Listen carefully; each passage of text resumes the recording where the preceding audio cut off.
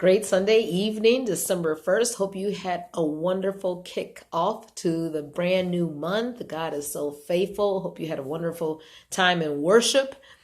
If you have traditions already in place to set forth the holiday season, some people, I was talking to a friend tonight and she likes to go to the Nutcracker, and some people they changed it. But back then in the day when Marshall Fields was there, but now Macy's is there on State Street in downtown Chicago, people will go to the Walnut Room. Well, the Walnut Room is still there and they still have some of their signature dishes, but a lot of people flock, and you would see people waiting for hours to dine at Christmas time in the special restaurant downtown.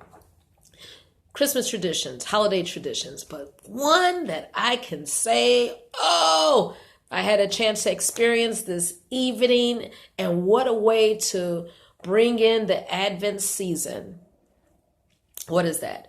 One was this cantata called Born to Die. I've seen it probably maybe 5 to 7 times in the past, but it is a production that was written by Glenn Burley. He was the man who wrote the song Order My Steps, and the production group who sings this during the holidays, they travel in the Chicagoland area during the month of December. So today it was in the West Side, the best side, at First Baptist Congregational Church, but I know next Sunday is going to be on West 111th Street near the Troop area, south near Morgan Park, and then I believe after that it will be in Maywood and Gary, Indiana. But that is a great way to really focus and center your thoughts and hearts on what's really the reason for this season.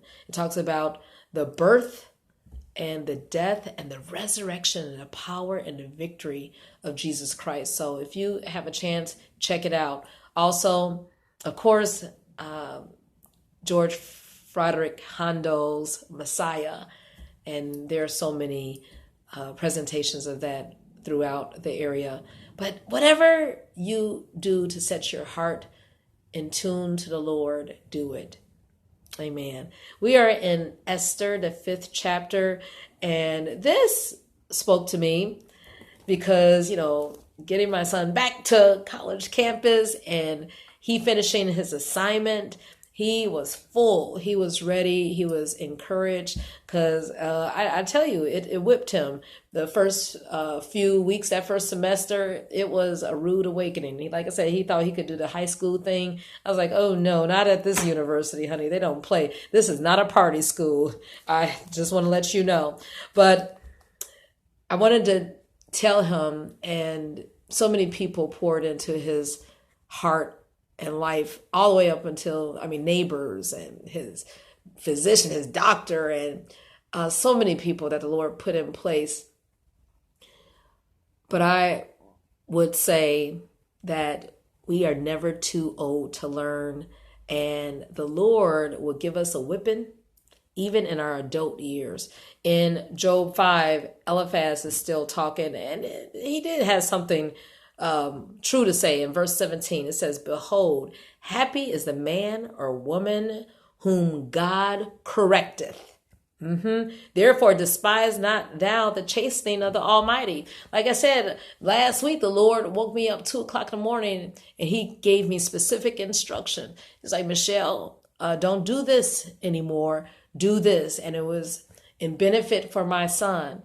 And do you know, before he left, he couldn't understand why I was doing it all along, for this Christmas break. But then he realized, and he said, "Thank you."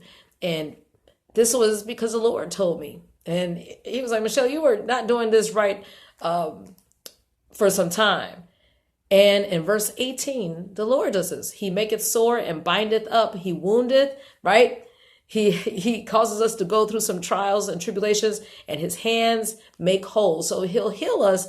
At the same time, he'll chasten us, and he will make us victorious. And because he will deliver us in troubles. It says 6 troubles in verse 19, and we don't have to be afraid of destruction and famine.